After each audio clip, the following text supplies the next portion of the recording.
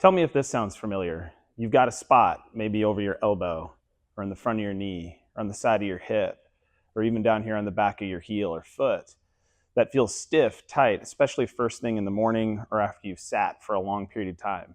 You get up, you get going, you do some foam rolling, you do a little mobility work, and then it warms up and it generally starts to feel better. You've been resting it for a while and it just doesn't seem like it's changing. You, my friend, might be dealing with a tendon problem. So a tendon problem behaves a little differently than, say, a knot in your shoulder blade, or maybe low back pain, or other things that we've dealt with in the past, like a sprain or a strain or something of that nature.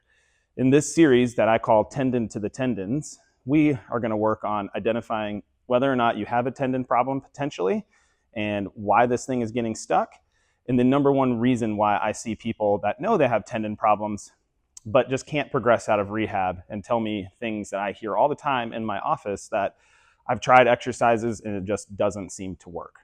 So as we go through this video series, we're going to talk about some of those key points and highlight them so you know whether or not you're dealing with a tendon that needs to be tended to. Okay, so like the first big thing that we're going to tackle is whether or not you should rest that tendon or exercise it. The vast bulk of the time, the answer is we're going to exercise it. If it's in the really acute phase, for sure we do need to rest it. Acute meaning it's swollen, it's really painful, it's pissed off, it's, red hot, so to speak. Those we rest, we let our body overcome that initial swelling or inflammatory phase, which typically takes anywhere from 2 to 5 days.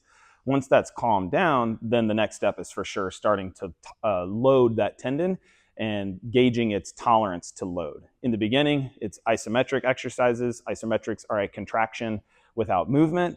Once we tolerate that to about 80 to 100% of what we think we can actually contract, then we move on to some tempo work where we focus on the negative side of a contraction, or what's referred to as an eccentric.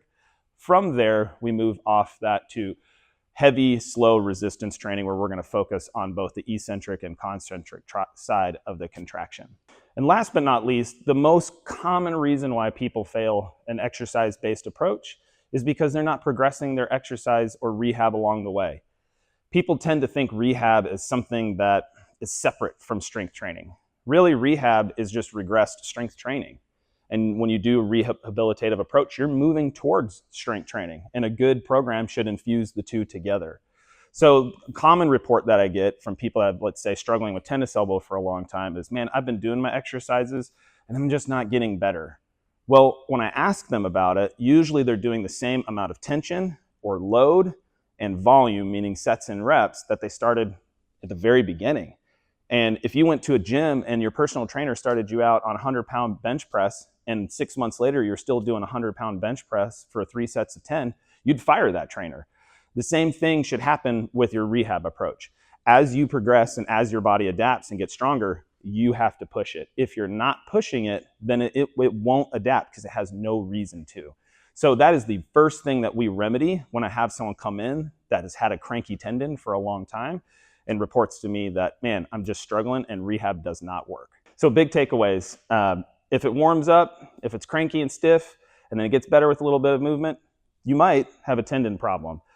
Big things is we've got to load it. We cannot just sit and rest on it and hope for the best. That typically does not produce long-lasting results. And then finally, you got to treat it like training. You absolutely have to push it little by little by little to get that thing to adapt. If you feel like you've learned something here, and you feel like this information is valuable, please feel free to share this with anybody you think that might be able to use this content, as there's a lot of myths and misconceptions out there about training a tendon. Be well.